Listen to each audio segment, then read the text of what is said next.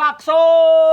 Siapa mau beli bakso? Bakso bisa nggak ini dijadikan sumber cerita atau setting lokasi? Bisa.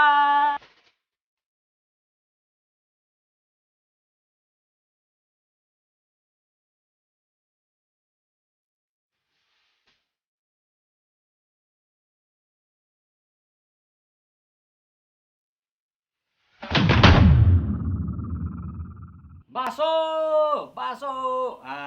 Kalau nama saya tiba-tiba Junaid misalnya, ada yang manggil Junaid, saya pasti nggak akan nengok tuh.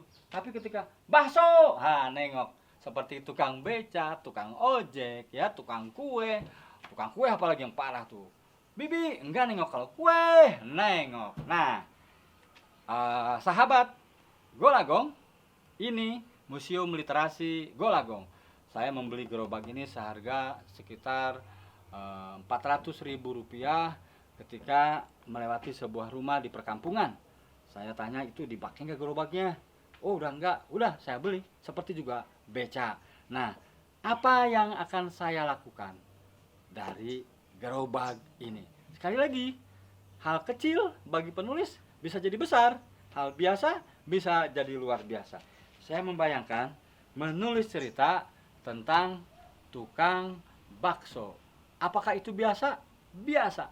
Tapi bisa jadi luar biasa ketika endingnya.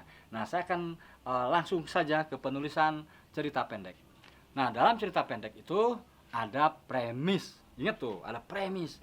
Jadi kalau premis itu ide dasar ya. Ingat, premis adalah ide dasar, bukan sinopsis. Jadi kalau ditanya ada gerobak ini, apa ya premisnya? Nah, premisnya ingat harus ada satu tokoh. Tokoh biasanya tokohnya harus tokoh yang baik. Ya, si tokoh ada gerobak lalu dia alur cerita. Nah, alur cerita ini biasanya maksud, keinginan gitu ya. Cita-cita apa cita-citanya? Jualan bakso untuk membayar cicilan rumah misalnya. Nah, kemudian ada hambatan, halangan. Jadi mimpinya itu, cita-citanya itu terwujud atau tidak? Itu esensinya dulu ya. Nah, kemudian yang terakhir itu jadi konflik tuh yang tadi, hambatan itu konfliknya. Tokoh, keinginan atau cita-cita, konflik atau hambatan, kemudian endingnya. Nah, endingnya ini bisa disebutkan solusi, bisa disebutkan tragedi, terserah sebagai penulis. Nah, kalau saya ini premisnya tukang bakso jualan dari pagi hingga malam untuk membayar untuk biaya operasi istrinya, tapi kemudian kena garuk Satpol PP sehingga berakhir di penjara. Itu premis. Nah, sinopsisnya bagaimana? Nah, sinopsisnya kita buat. Sinopsisnya tukang dia misalnya Mahmud, pedagang bakso, terkejut ketika harus menyediakan sejumlah uang karena dia tidak punya BPJS. Istrinya akan dioperasi. Dia berjualan tiap hari dari pagi sampai malam menabung. Tapi suatu hari dia berjualan di kawasan yang tidak boleh jualan sehingga dia ditangkap.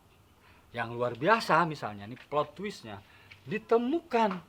Ini mohon maaf nih, kadang-kala memang ada peristiwa-peristiwa yang di luar dugaan. Tiba-tiba ditemukan narkoba di lacinya misalnya.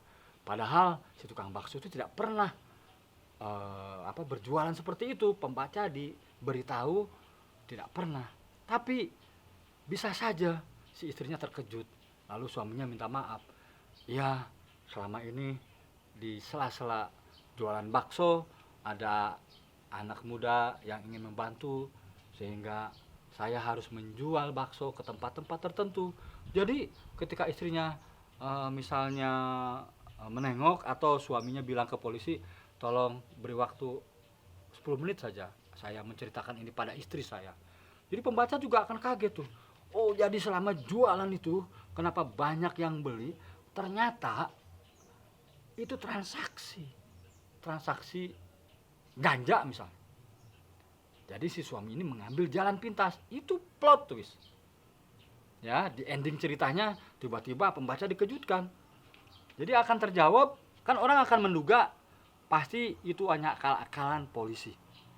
Ya, karena polisi harus punya target membasmi narkoba, maka tiba-tiba direkayasa. Itu pikiran dari pembaca.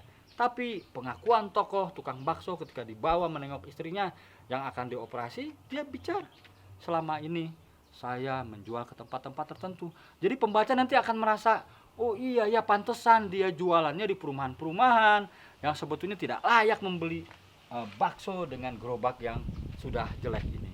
Nah, dari situlah kemudian pembaca membenarkan bahwa operasi polisinya benar, si istrinya memang sakit benar, si suaminya memang bekerja keras untuk mencari uang, mengobati istrinya, tapi dengan cara yang tidak baik, yaitu menjual ganja. Nah, itu dia ide dari setting lokasi Museum Literasi Golagong, tukang bakso, jadi sebuah cerita pendek. Nah, ini belum saya tulis nih, nanti mau saya tulis. Ya, oke, ingat, yang kecil bisa jadi besar, yang biasa bisa jadi luar biasa di tangan seorang penulis. Jadi tangan seorang penulis ini pikirannya seperti siapa, tokoh Midas ya, yang memegang barang bisa jadi emas. Sampai jumpa di episode berikutnya. Tip menulis bersama Golagong.